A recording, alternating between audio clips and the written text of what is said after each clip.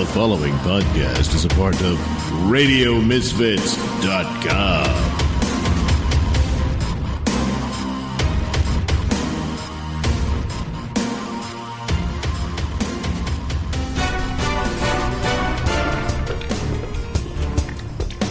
And now it's time for the Mr. Nailsin Show.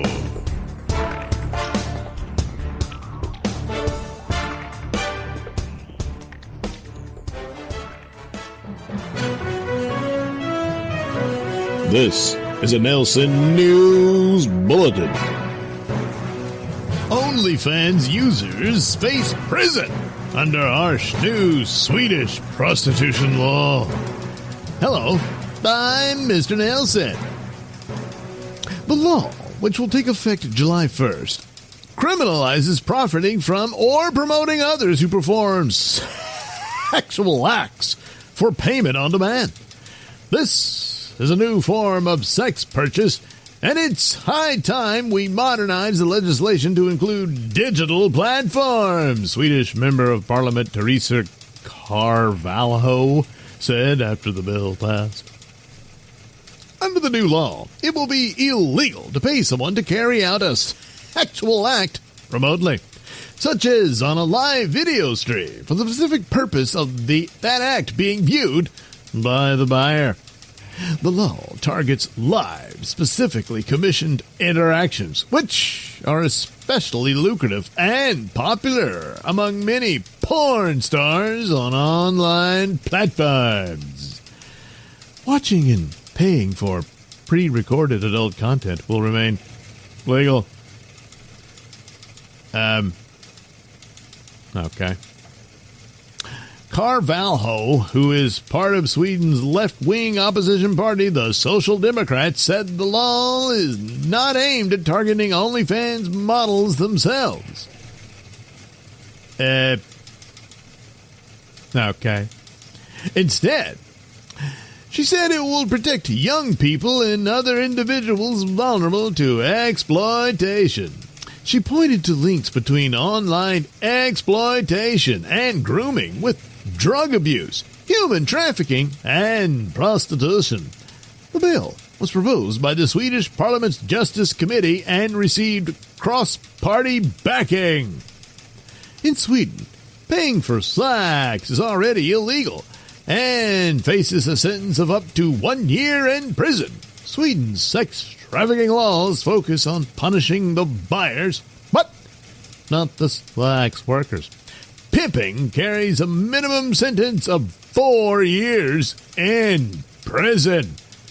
This new law cracking down on OnlyFans and other adult sites is similar to the SESTA/FOSTA law passed in the U.S. in 2018 during President Trump's first term in office, which punished platforms that facilitate sex work.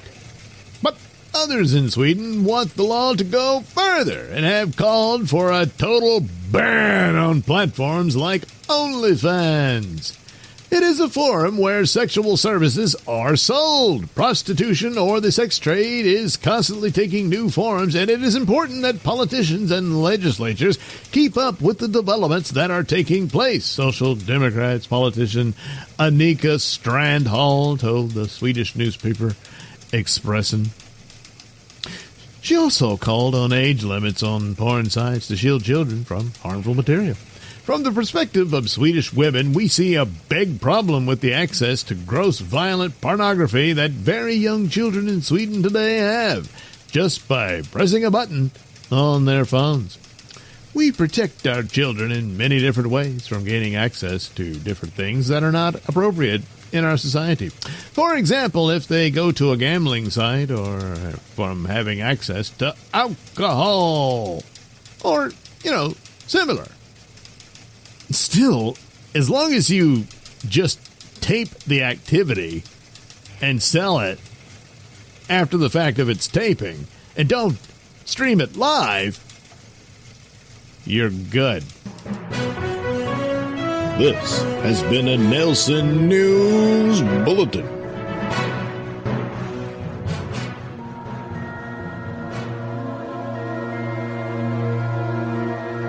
You're listening to the Mr. Nailsin Show here on RadioMisfits.com.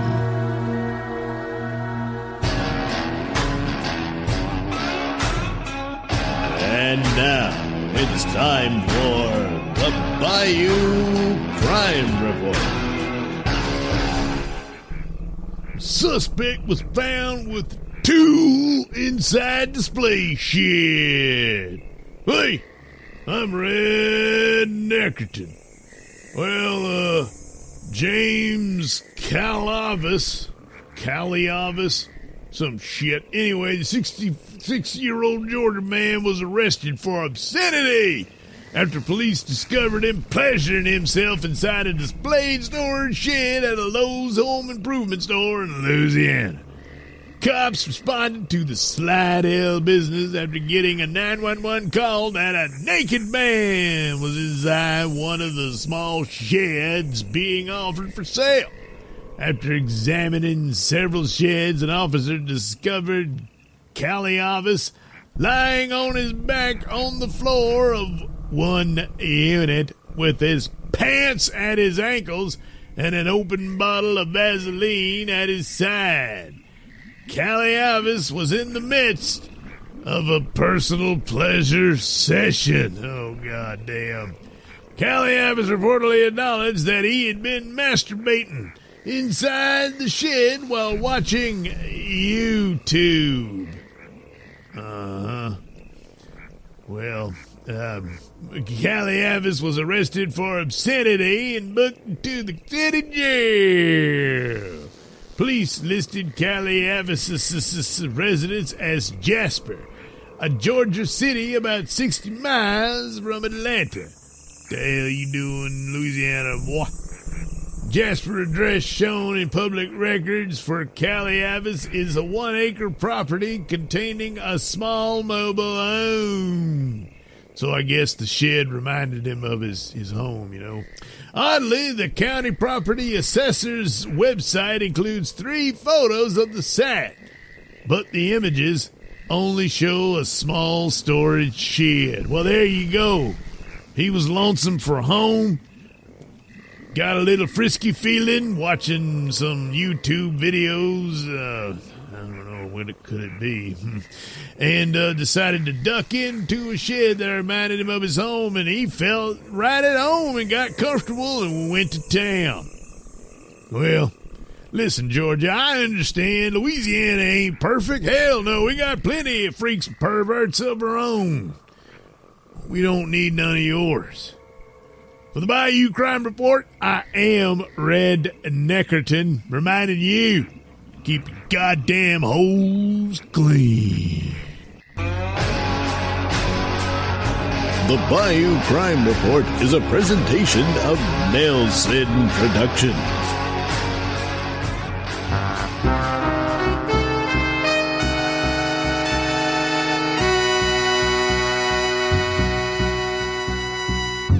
Suddenly, we find ourselves on the grounds at multi-millionaire local businessman Red Boyle, who is also a reputed crime boss. Damn it, I said I wanted reports on the top and bottom of every hour. They are reporting in, boss. I did like you told me. I had everybody split up in teams of 2, patrolling the entire property, all over the place, and they hadn't seen nothing yet. Yeah, well, it's only a matter of time. It's just a deathly calm before the storm. A winter storm. Hey, boss, come on now. Yeah, take it easy. Take it easy? Do you think my brother Maroon is taking it easy after that winter freak left him like that?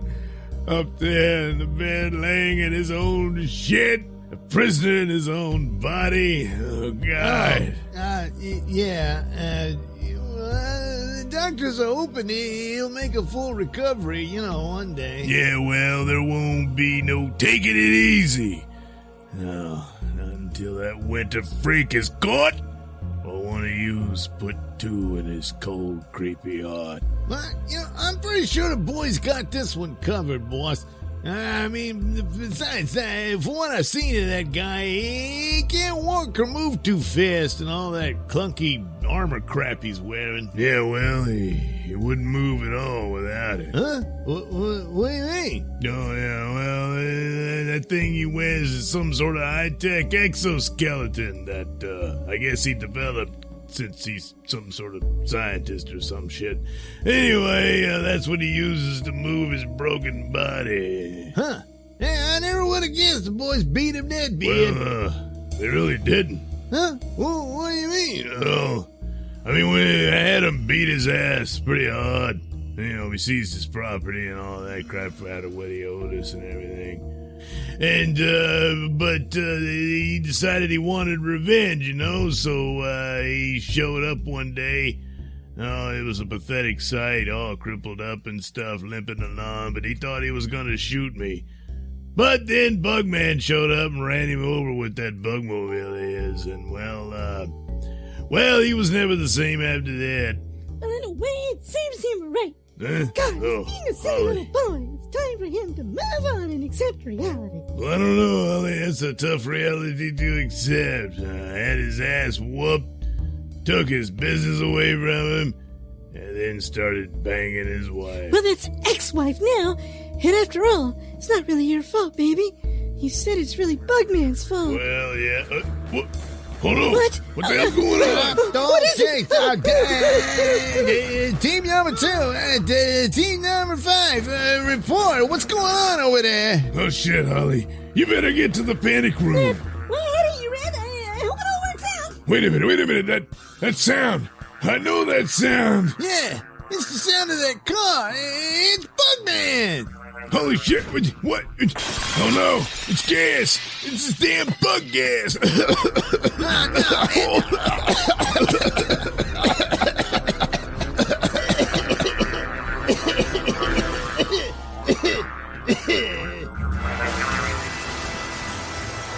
Drop that gun, Boyle. You're in no position or ability to fire it after the dose of the bug gas. Even though it's a rather mild sedative compared to the dose of gas I used to take out your army of guards, so that we can have this very important meeting. Meeting for what? Oh, just a brief discussion on the whereabouts of your old friend, now known as Old Man Winter. Old Man Winter. You're such an idiot. If I knew where he was, don't you think I'd take him out rather than being holed up on my property with my army of guards that you just eliminated? Now I'm wide open to that crazy bastard. Well, then, I'll just move to Plan B. That being you acting as bait to lure Old Man Winter into my clutches. Damn it, critter! Quit tossing around bug bombs. We got them all subdued. I didn't do it. Those gas bombs came from outside. Outside? I'm falling down. Wait a minute. Wait, is this, oh no. Oh no. Can't move. Almost as if frozen. Oh, this can only be the work of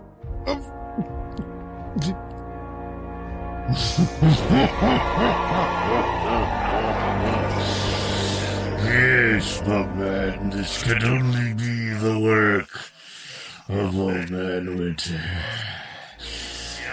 For you now find yourself finally in the icy, cold, deathly grip of, Old Man Winter.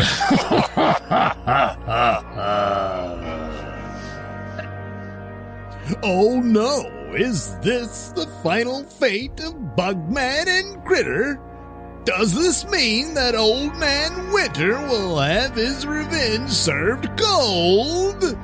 Find out the next exciting episode of Bugman.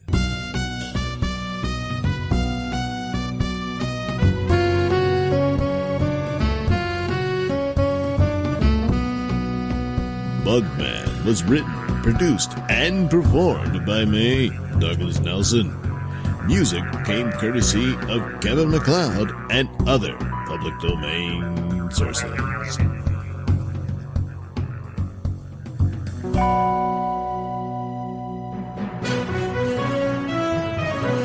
This is a Nailsin News Bulletin.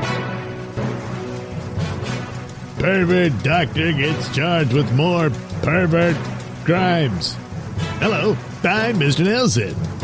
A Pennsylvania doctor accused of sexually assaulting vulnerable women has allegedly spent years preying on addicts under his care and other sickening acts, including a bedside puppet show with a woman's corpse moments after pronouncing her dead, where he moved her jaw up and down and told nurses, "Hi there, how are you?"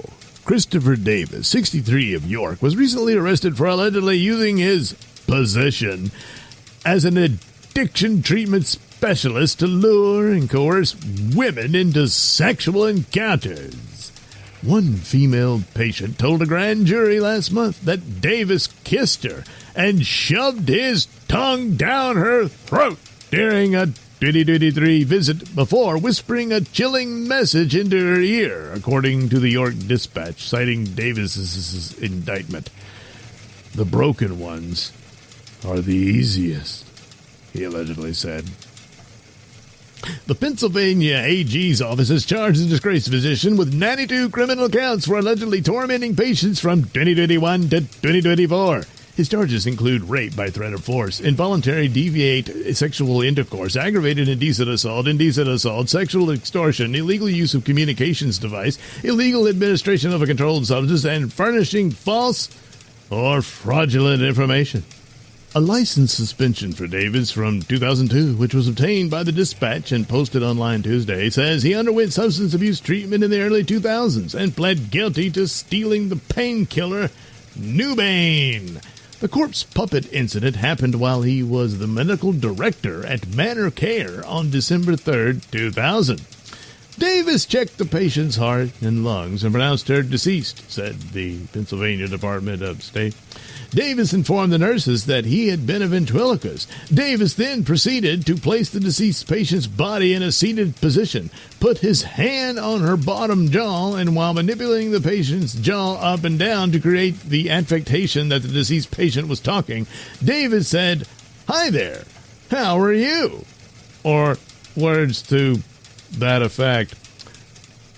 For the recent allegations, authorities say several women reported having sex with Davis and that he would withhold or threaten to withhold treatment benefits, drugs, from patients who refuse his sexual advances, while conversely prescribing contraindicated addictive medications, to patients who acquiesce to his sexual demands. The charges stem from an investigation launched in 2024 while he was working as the medical director of Pyramid Healthcare in Springettsbury Township. Davis allegedly encouraged women to drink alcohol and abuse medications while he treated them. One victim says he even gave her money to purchase and use fentanyl. Another claims he prescribed benzodiazepines, or benzos, to her after she became a patient at his private practice in October 2023, while she was, at the same time, receiving methadone treatment at Pyramid. The doctor abused his role as a gatekeeper to necessary medications for vulnerable patients by manipulating, intimidating, and assaulting numerous patients between 2022 and 2024, said Attorney General Dave Sunday. The patients relied on the defendant to provide compassionate care and treatment as they navigated a path to recovery. Instead, he betrayed them time and time again. People seeking to better their lives through treatment should be celebrated and supported, not preyed upon and exploited. Davis is being held at York County Prison on a $1 million bail, according to online court records.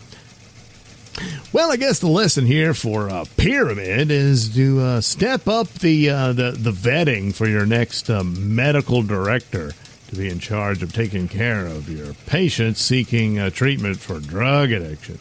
You know, maybe someone who likes to play with corpse puppets. If he's got that in his background, he's probably not your guy. This has been a Nailsin News Bulletin.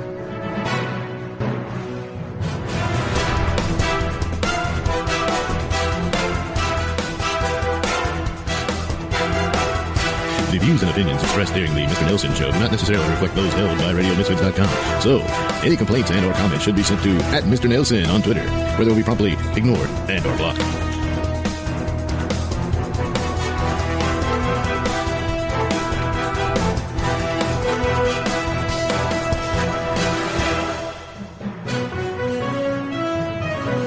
This is a Nailsin News Bulletin. Married couple busted for lewd conduct at Florida bar. Hello, I'm Mr. Nailsin.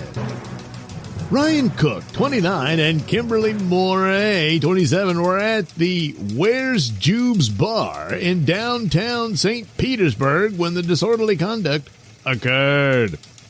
According to a witness, Cook placed his hand up his wife's dress and touched her private parts, which reportedly caused a disturbance and a breach of the peace.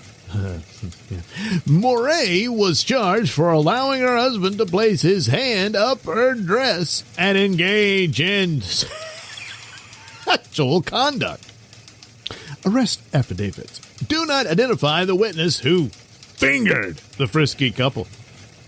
Cook and Moray were each charged with disorderly conduct, a misdemeanor, and possession of an open container, apparently bottles of Captain Morgan rum. Well, during a court appearance, Cook and Moray pled no contest to the charges. A judge adjudicated them guilty and fined each about $500. The couple was subsequently freed from the county jail. So, $1,000 for a handful of muff. This has been a Nailsin News Bulletin.